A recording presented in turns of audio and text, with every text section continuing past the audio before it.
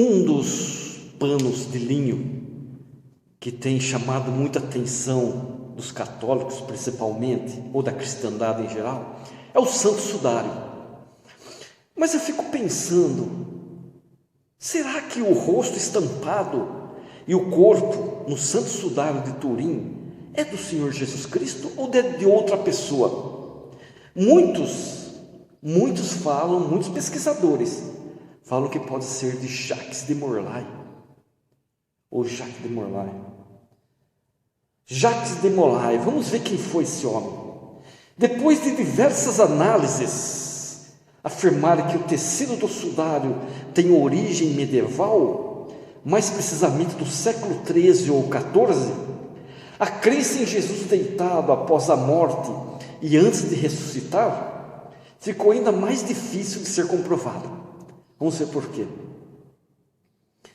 De qualquer maneira, um homem possivelmente torturado foi coberto por esse pano. Mas quem poderia ser esse homem? Foi Jesus? Se o que alguns pesquisadores afirmam for verdade, pesquisadores, o caso do Santo Sudário pode ser a maior ironia da Igreja Católica. Na França, no século XIII, entenda a história, o rei Felipe o Belo enfrentava dificuldades em seu reinado, principalmente dificuldades financeiras, enquanto que a ordem dos templários, essa ordem magnífica, vivia momentos de prosperidade, muita prosperidade. Para colocar as mãos nas riquezas e eliminar a influência dos templários na sociedade, recorreu à saída mais fácil, acusar os templários de heresia. Então, promoveu uma emboscada contra os templários, que aconteceu no dia 13 de outubro de 1307. 13 de outubro de 1307. E entre centenas de presos, que foram mais de 100 presos, estava o líder e o último grão-mestre dos templários, Jacques de Molay, preso em 1307. Jacques de Molay. Ele só foi condenado à fogueira 7 anos depois. Olha que interessante.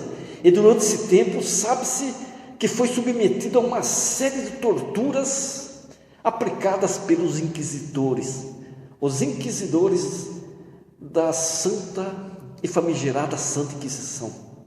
Devido a várias evidências, desconfia-se que o homem barbudo do sudário não seja Jesus, mas de Molay. Por quê? O interrogatório de Molay não foi realizado em um lugar específico para essa atividade, mas teria acontecido no Templo de Paris, centro financeiro da cidade e onde eram feitas as reuniões dos templários. E da mesma maneira que nos dias de hoje se espera encontrar em templos maçônicos, possivelmente, que os maçônicos prestem atenção nisso, possivelmente foi localizado no local uma caixa contendo um crânio humano, 2 fêmures e um sudário, que eram usados em uma cerimônia simbólica de ressurreição para o recém-iniciado. Sabe-se ainda que os métodos de tortura mais comuns na época se assemelhavam aos que Cristo foi submetido no seu último dia, para aproximar o acusado da salvação através da dor. Olha que interessante. Assim, com tantas acusações de heresias contra Jesus, é possível que de Molay tenha sofrido com a coroa de espinhos, açoitamentos, e que também tenha sido pregado, mas não em uma cruz, e sim na porta, já que no local que ele foi submetido às torturas, não havia instrumentos específicos para a tortura ou uma cruz. Depois de muito ferido, de Molay teria sido envolto com o Santo Sudário disponível no templo. Porém, de Molay aguentaria firme os ferimentos e ainda teria exposto suas feridas posteriormente. No livro O Segundo Messias, os autores maçons, Christopher Knight e Robert Lomas, que também escreveram sobre Hiram Abif, o Hiram Abif, o arquiteto do Templo de Salomão, que foi uma pesquisa intensa, e leia esse livro. Além de defender a imagem do sudário como sendo de Jacques de Molay, ainda exemplificam por meio de experimentos como teria sido o julgamento do mártir e como as torturas foram aplicadas. Se as marcas do sudário forem mesmo de Molay, então a igreja católica apostólica romana estaria sendo vítima de uma das maiores ironias da sua história: venerar aquele mesmo que ela julgou e matou.